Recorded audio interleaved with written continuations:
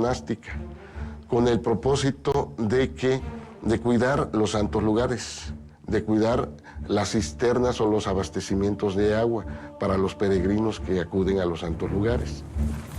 La finalidad primordial que han tenido siempre los templarios fue siempre y sigue siendo la de custodiar el Santo Grial.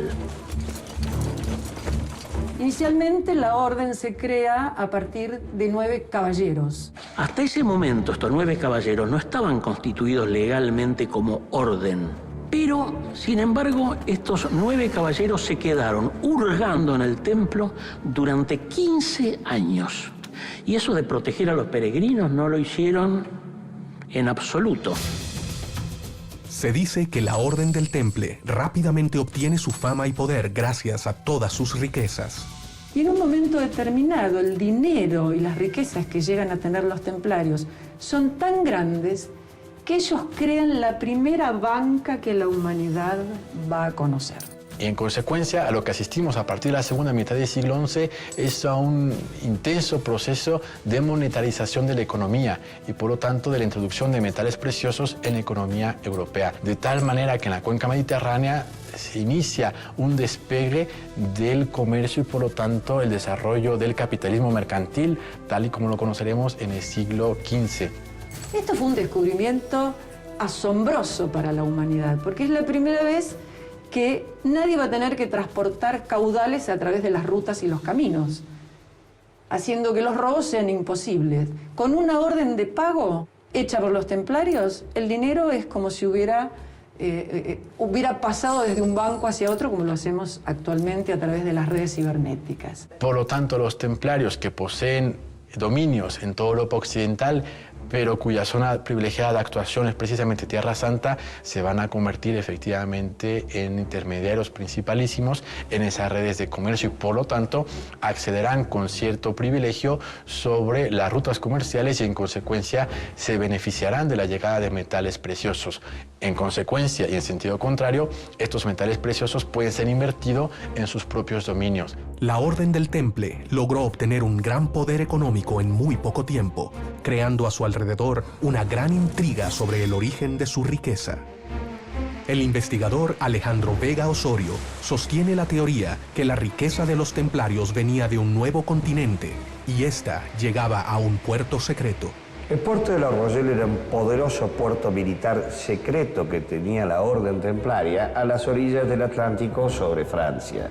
Ese puerto concentraba todas las encomiendas templarias, todos los caminos convergían hacia ese puerto en el cual no entraba nadie. Pero a ese puerto llegaba la plata que venía desde América, plata que salía desde el Paraguay, ya procesada en forma de lingotes, y era embarcada en el puerto de Santa Catarina en Brasil. Y América todavía no había sido descubierta.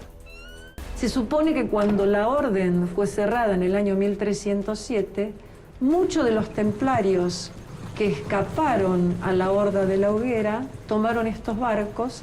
El mito y la leyenda también dice que algunos de esos barcos pudieron haber venido a América. Si los templarios habrían transportado plata de América, significa que ellos podrían haber tenido conocimiento del continente mucho antes que Colón lo descubriera. ¿Pero llegaron siguiendo rutas de viejos conquistadores como los vikingos? Los vikingos llegan a América entre el año de 982 a 986, encabezados por Eric el Rojo. Poco tiempo después, para el año 1000, su hijo, Leivik Eriksson, llega a tierras continentales y establece algunas colonias en lo que hoy es Canadá y la parte norte de Estados Unidos.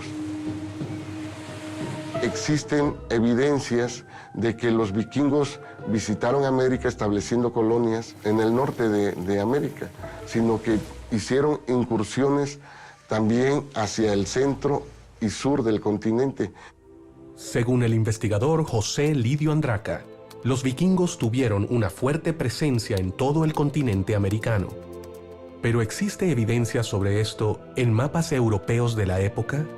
Se habla de la existencia de uno conocido como el mapa de Vinlandia. es un mapamundi vikingo del siglo XIII, donde se puede ver una masa de tierra en el Atlántico llamada Vinlandia. Y nos dice que fue visitada en el siglo XI por exploradores. Este mapa probaría que Vinlandia no sería otra cosa que la tierra que hoy conocemos como América.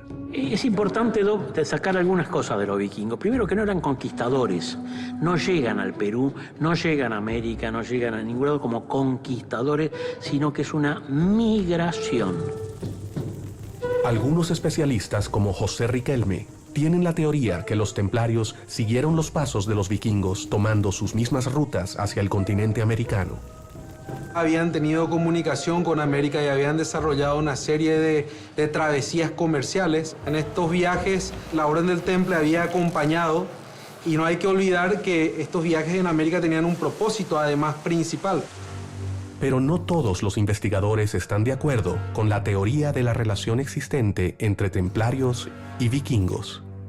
No existe ninguna relación entre templarios y vikingos, básicamente porque los vikingos son pueblos nómadas del Mar del Norte que operan en Europa continental entre el siglo IX y el siglo X, y porque los templarios se desarrollan en el siglo XII. No pudieron conocerse y por lo tanto no hay ninguna relación. Cuando Colón partió hacia su aventura, podría ser posible que supiera el destino final de su viaje.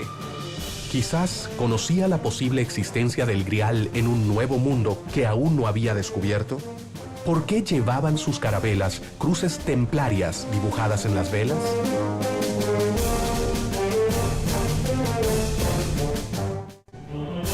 El Santo Grial contiene la sangre de Cristo. Supuestamente el Santo Grial tiene poderes místicos. Quien fuese el afortunado en encontrarla tendría por consiguiente vida eterna. Los nazis lo que buscaban era aumentar su poder.